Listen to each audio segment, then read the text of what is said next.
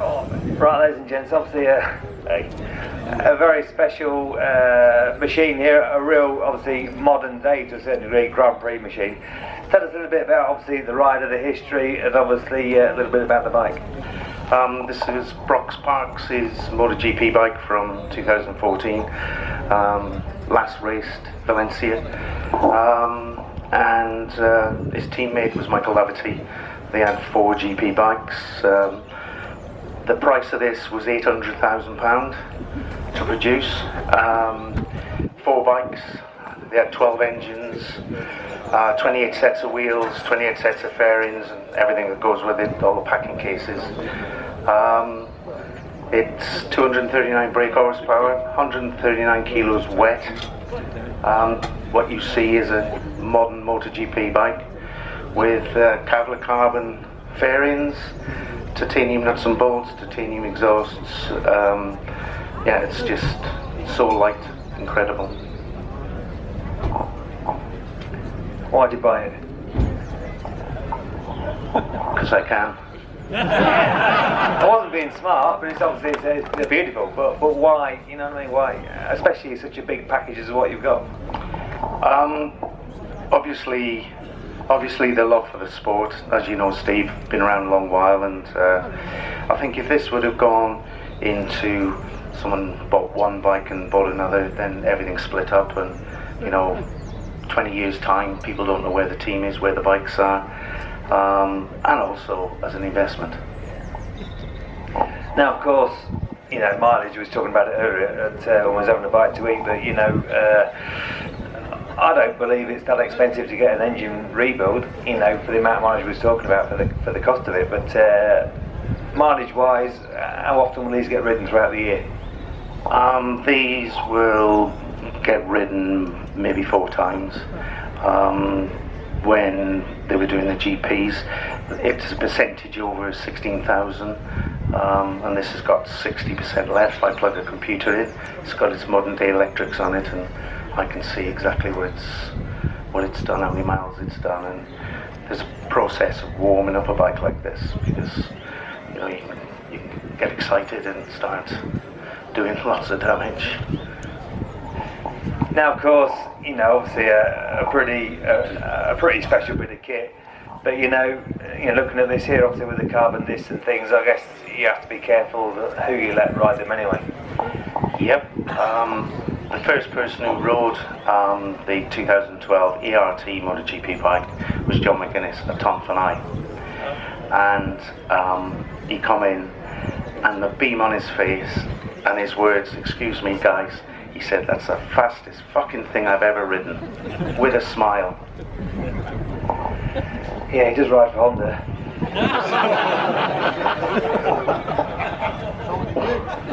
Well, that fireblade, that slow fireblade, it's got fly-by-wire throttle, it's gone wrong. Yeah, I don't mean the new one. The new one's good, obviously, but the one I rode, I always rode the slowest bikes. Always. That's like, I'm sure it's the same for you, mate. No, seriously, a fabulous bit of kit. I've never ridden, a modern day 4-stroke. Obviously, I do a lot of testing for Norton, which on the TT bikes, which are powered by exactly the same engine and electronics, Magneti Marelli, and it's so flipping fast. It really is, and quite user friendly. But I can't imagine what it's like to ride something like this in anger. Yeah, John obviously did 2 laps, got the tyres warm, and coming out of Paddock Bend at Tonfanai, there's like a dip there, and he was out to the seat, and the crowd right over it. It was incredible. And I think the nice thing about this, all you guys out there, even us old ones, remember these on track. And I think that's why I've gone into more modern stuff. And obviously I've got classic stuff as well, but more and more of us are dying off, and the young ones don't know what's coming in the paddock. It's obviously got a lot of horsepower. It takes quite a lot to get McGuinness's arse out of any seat. Right, let's hear it running, mate, please.